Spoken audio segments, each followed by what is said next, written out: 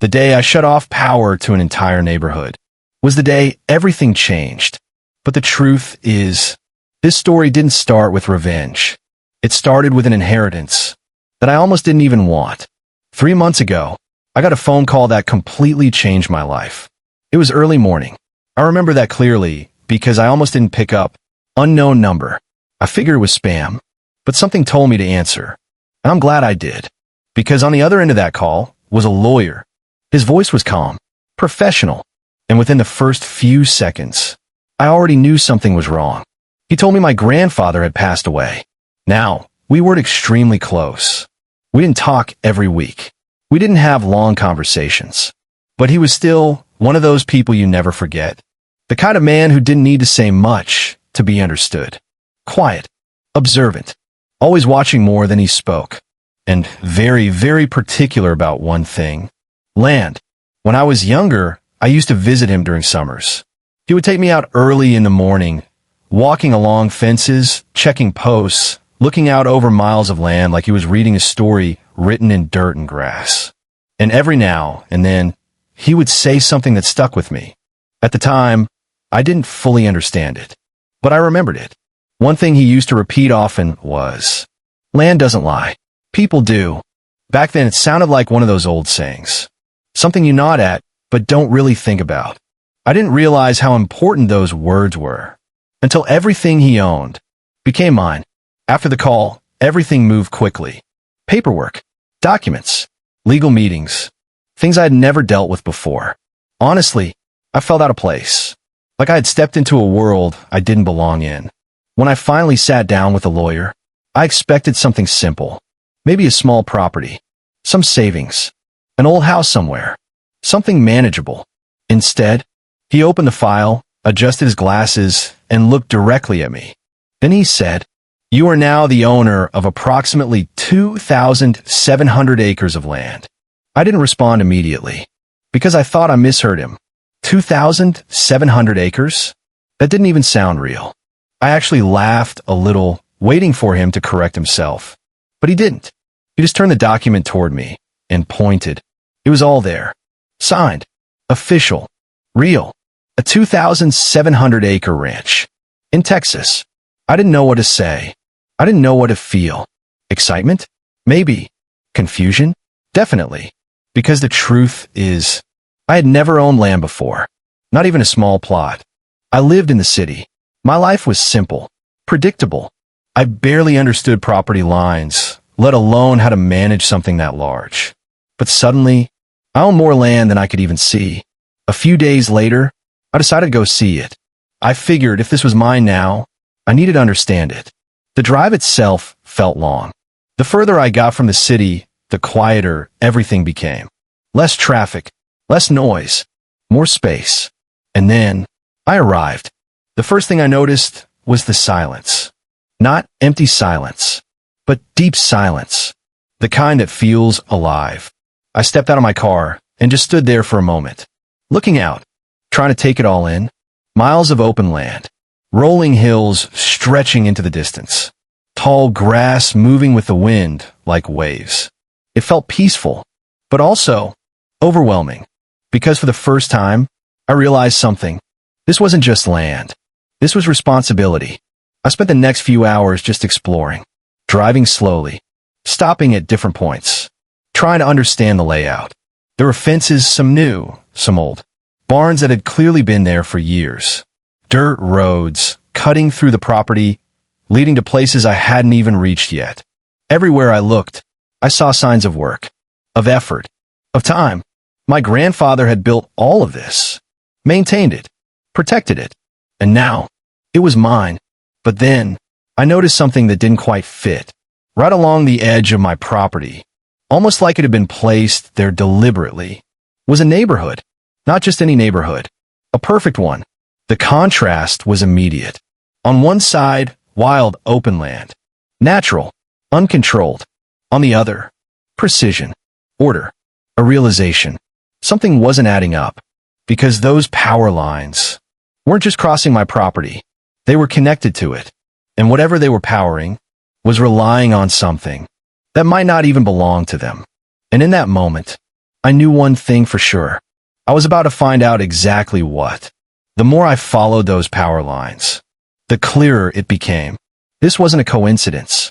This was a system. It was built on my land. At first, I tried to keep it simple in my head. Maybe it was just a routing thing. Maybe utility companies had some arrangement I didn't understand yet. But the more I walked, the more I looked, the more I traced those lines across my property. Fresh bolts on some of the poles. Recently cleared grass around certain sections. Even faint tire tracks nearby, like service vehicles had been there not too long ago. That meant something important. Someone was maintaining this system. Someone knew it existed. And yet, no one had said a single word to me. I stood there for a long moment, just looking at those lines stretching across my land, disappearing into the distance toward that neighborhood. And one thought kept coming back. If this was legitimate, there'd be records. So I decided to stop guessing and start verifying. I went back inside the ranch house, sat down at the old wooden table my grandfather used to work on, and spread everything out. Every document I had, every paper from the lawyer, everything connected to the property. Edges worn, ink slightly faded. It felt like I was digging through history. Not just paperwork, but decisions made long before I was even around. But one thing mattered more than anything else. Easements. Now, for most people, that word doesn't mean much. I barely understood it myself at first. But in simple terms, an easement is permission. Legal permission for someone else to use a portion of your land for a specific purpose. Things like roads, pipelines, power lines. If those power lines crossing my ranch were legitimate, there had to be an easement. There had to be something on paper that said, this is allowed. So I searched, page after page, document after document, line by line. At first, I thought maybe I was just missing it. Maybe it was buried somewhere deep in the paperwork. Maybe it was written in a way I didn't recognize. So I slowed down, started reading more carefully, cross-referencing maps with written descriptions, trying to match locations with legal language. Hours passed, then more. The sun started setting, and I was still sitting there, surrounded by papers. And then, I noticed something. It wasn't what I found. It was what I didn't. There was nothing. No agreement. No signature. No mention of power lines running through the property. No record of any utility company having access. Nothing. I leaned back in my chair, just staring at the table, trying to process it, because that only left one possibility. Those power lines should not have been there. I didn't react immediately, didn't jump up or make any sudden decisions, because situations like this, they need clarity, not emotion. So I sat there for a while longer, going over everything again, double-checking, making sure I hadn't missed something obvious. But the result didn't change, which meant one thing. That entire neighborhood was being powered through my land, without permission. I said out loud at one point, just to hear how it sounded. And even then, it didn't feel real, because this wasn't a small mistake. This wasn't someone putting up a fence a few feet over the line. This was infrastructure, power, something that entire homes depended on. And somehow, it had been sitting on my land for years, without anyone questioning it. I considered the possibilities. Maybe it happened before proper records were kept. Maybe someone assumed permission and never followed up. Maybe corners were cut during development. But no matter how I looked at it, the situation didn't change. So instead of guessing further, I decided to do the smart thing. I called a property lawyer. Not just any lawyer. Someone who specifically handled land use and property disputes. If there was something I didn't understand, he would find it. We scheduled a meeting the next day. I brought everything with me. Documents, maps, notes, even pictures I had taken of the power lines. When I walked into his office, I wasn't nervous, but I was focused, because I knew this conversation would define everything that came next. He took his time reviewing everything. Didn't rush. Didn't make assumptions. He looked at the maps, compared them to the legal descriptions, checked the documents one by one. Every now and then, he would nod slightly like he was confirming something in his mind. But he didn't say anything right away. And that silence made the moment heavier. Finally, he leaned back in his chair, took off his glasses, and looked directly at me. Then he said, "I don't think they realize what they've done." I frowned slightly. "What do you mean?" I asked. He placed the documents on the table, tapped them lightly with his finger, and said, "They've been using your land illegally." The word landed hard. Illegally. Not a misunderstanding. Not a technical oversight. Illegal. I didn't respond immediately. Just sat there, letting that sink in, because hearing it from him made it real. I asked him to explain, and he did. Calmly. Clearly. "No easement means no legal access," he said. "Without that, they have no right to run anything across your property." I nodded slowly. "So what does that mean for me?" I asked. He didn't hesitate. "You have full control here." That sentence changed everything. He continued, "You can demand compensation for past use. You can negotiate a legal agreement going forward. You could take legal action if necessary." Then he paused, just for a moment, and added, "Or you can shut it down." Silence filled the room, because that option felt different.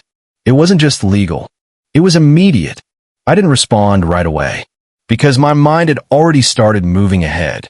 What would happen if I did that? How would they react? What would it mean for the people living there? But at the same time, another thought pushed through. What would happen if I didn't? Because right now, they were using my land, without asking, without paying, without even acknowledging it. And that changed how I saw everything. This wasn't just about land anymore. It was about leverage, about control. But before making any big decision, I wanted to handle it the right way. Fair. Clear. So I told the lawyer, "I want to give them a chance." He nodded. "That's reasonable," he said. "But document everything." So that's exactly what I did. I reached out to the HOA. Not aggressively. Not emotionally. Just professionally. I explained that I had recently inherited the property, that I had discovered power lines running through it, and that there was no recorded easement. Then I requested a meeting. I gave them the opportunity to explain, to clarify, to fix it, because in my mind, this could still be resolved calmly. At least, that's what I hoped. A few days later, they agreed to meet. The meeting was held in their office, inside the neighborhood. Walking into that space felt very different from standing on my land. Everything was structured, controlled, clean walls, organized desks, framed rules and guidelines posted in visible places. It felt like a place where order was expected. And for a moment, I wondered how they would react when that order was questioned. The same woman from before was there, the one with the clipboard, along with a few others. Board members, I assumed. They greeted me politely, but there was something in their tone. Not concern, not curiosity, confidence. The kind of confidence that comes from believing there is no problem. We sat down.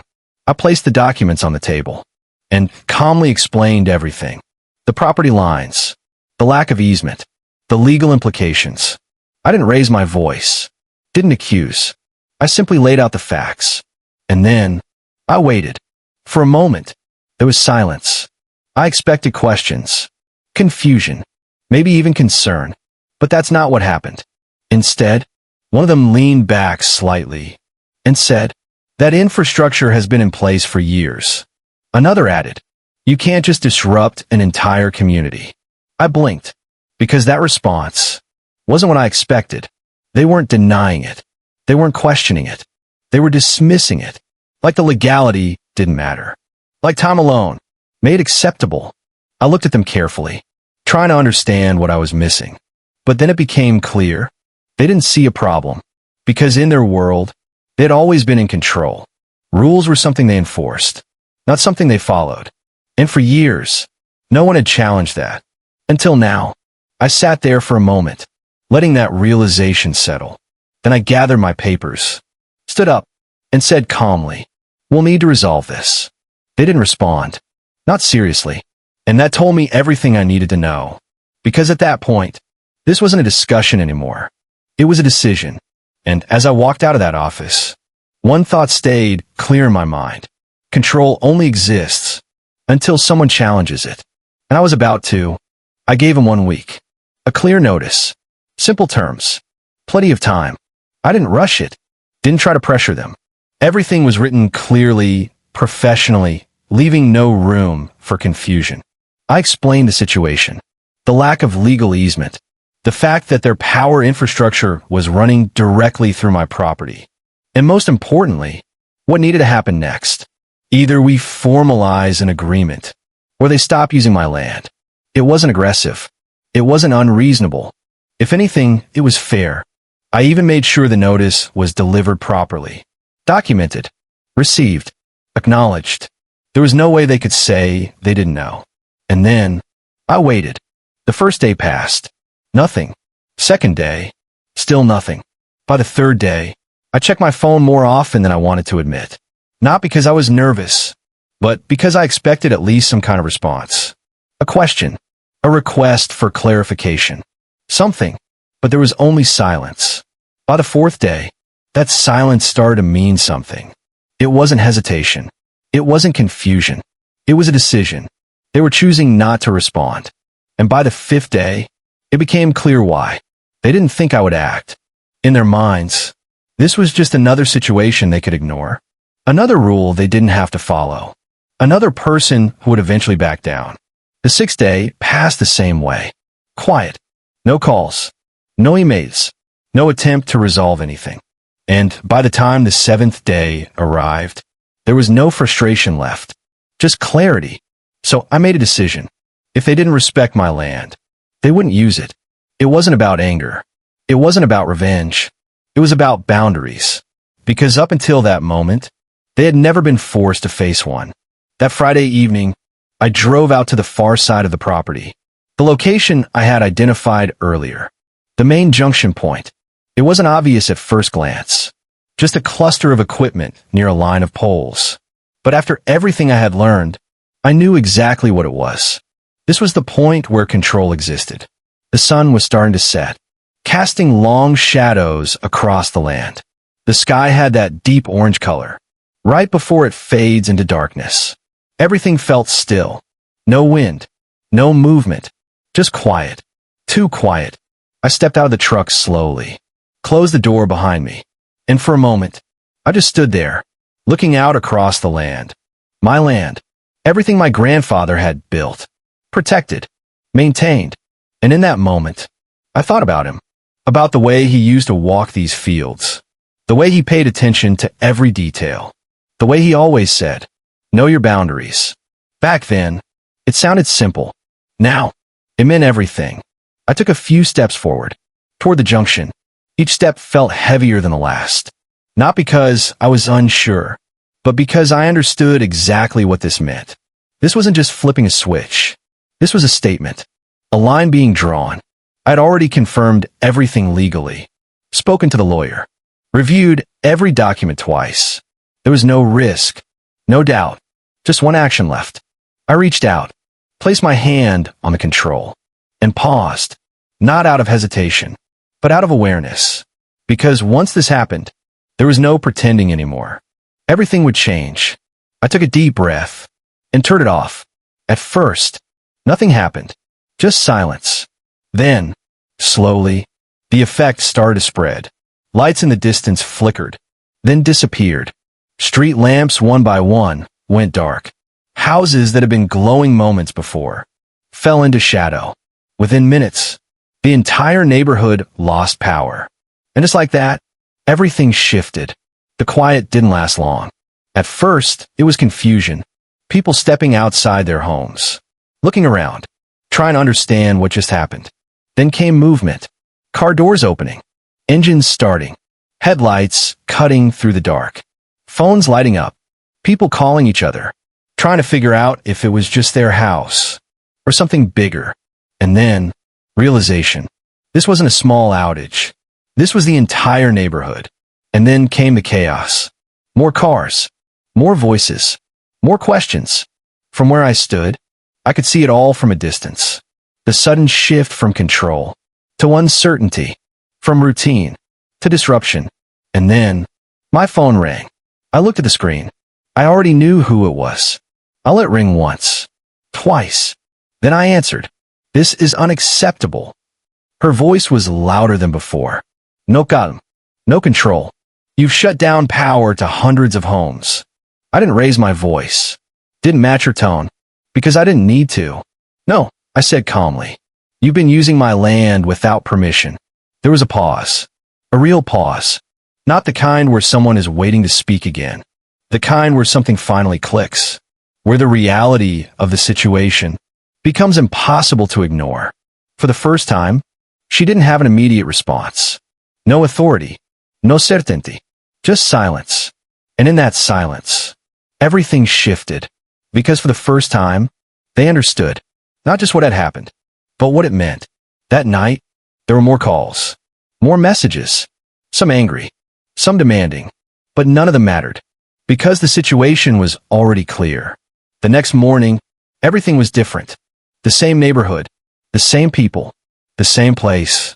But the attitude had changed. By midday, they reached out again. Not with demands. Not with threats. With a request. They wanted to meet. So I agreed. This time, they came to me. Not the other way around. They arrived at the ranch later that afternoon. The same people. The same faces. But not the same energy. No confidence. No assumptions. Just seriousness. They stepped out of their vehicles. And, for a moment, no one spoke. Then we sat down. No long introductions.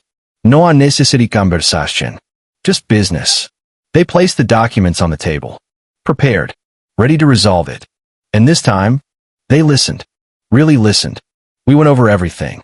The property lines. The legal requirements. The terms moving forward. No arguments. No dismissive comments.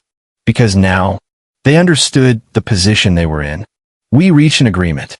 A proper legal easement. Clear boundaries. Defined access. Monthly compensation. And full recognition that the land was mine. Not shared. Not assumed. Mine. But more than anything, there was something else. Something that hadn't been there before. Respect. Real respect. Not the kind that's spoken. The kind that's shown. Once everything was signed. Once everything was clear. I stood up. Walked back out to the junction point. And turned the power back on. Lights returned. One by one. The neighborhood came back to life. Order restored. But this time, it was different. Because now, that order had a foundation. A boundary. A clear understanding. I stood there for a moment longer. Watching from distance. Then I turned back. And walked toward the house. Because for me, this was never about electricity. It was about something much bigger. It was about boundaries. About knowing where you stand. And making sure others know it too. Because people will take as much as you allow them to. Not always out of bad intention. Sometimes out of habit. Sometimes out of assumption. But the result is the same.